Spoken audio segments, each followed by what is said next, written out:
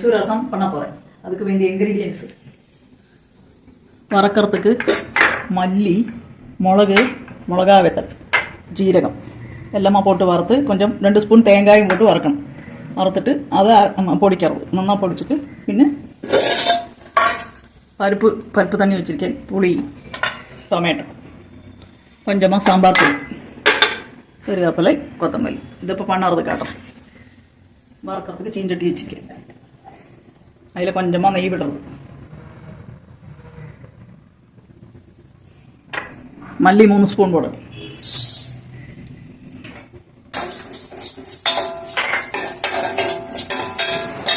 அதுக்கு 1 spoon குருமிளகு, pepper, 3 மிளகா வெத்தல் போடுறேன். இதெல்லாம் ஒன்று வறுத்த பின்ன தேங்காய் போட்டு வறுக்கணும். தேங்காயும் ஜீரகமாக போட்டு வறுக்கிறது. இன்னொன்று கொஞ்சம் சோக்க கண்டு தேங்காய் 2 ஸ்பூன் போடுறேன். இந்த மைசூர் ரசத்துக்கு தேங்காய் போட்டு பொடிக்கணும், அதுதான் ஸ்பெஷல்.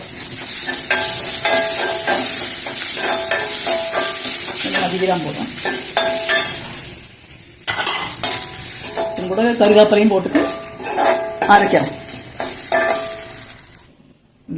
ഇതാ ഈയച്ചൊമ്പലിയാക്കും വയ്ക്കാൻ പറയും. ഈയച്ചൊമ്പ് വെച്ചിട്ട് നമ്മൾ എங்கேயுமே മാറപ്പെടാതെ അത് വേഗം ഉരുകി പോകും. അതായത് അതിൽ പുളി വെള്ളം വിട്ട് 2-3 തക്കാളി போட்டுருக்கேன். அதுக்கு வேண்டிய உப்பு போடுறேன். கொஞ்சமாக மஞ்சப்பொடி,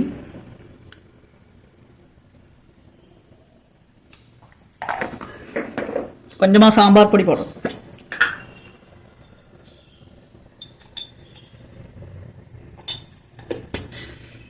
கொஞ்சம் ஒரு எல்லாத்தையும் போட்டுட்டு அது ஊற்றி வைக்கணும். அடுப்பில் வைக்கணும். அடுப்பில் ரொம்ப சின்னதாக வச்சு கூடவே இருக்கணும். அது வேறு உருகி போகும்போது தான் கையை வச்சோம். கொஞ்சம் கருவேப்பிலை போட்டுருக்கேன்.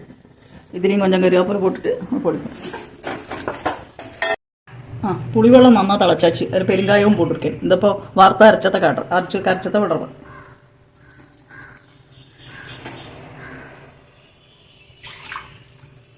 ഇതൊരു 2-3 മിനിറ്റ് നന്നാ തിളച്ച പിന്നെ പരിപ്പ് വിടുക. വറുത്തരച്ചത് വിട്ടാച്ച് ഇനിയിപ്പോൾ പരിപ്പ് വിടാം.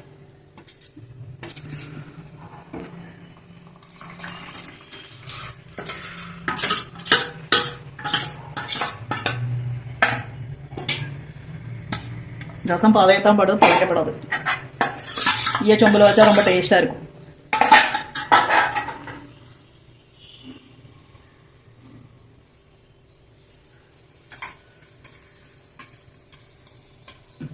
இந்த சைடு பொரிச்சு போடுறதுக்கு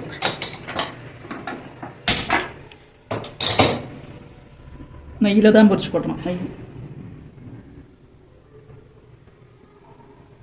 நெய் விட்டு கடுகு போடுறோம். கடுகு,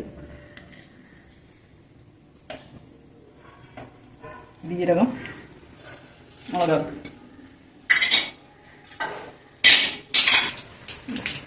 வச்சு கொட்டினே தாச்சு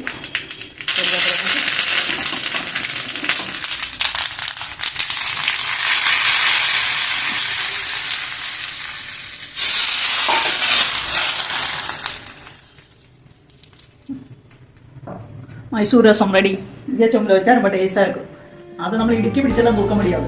அது புண்ணியால தான் இறக்கி வைக்கணும். அந்த விஷயம் இங்கேயே போயிடும்.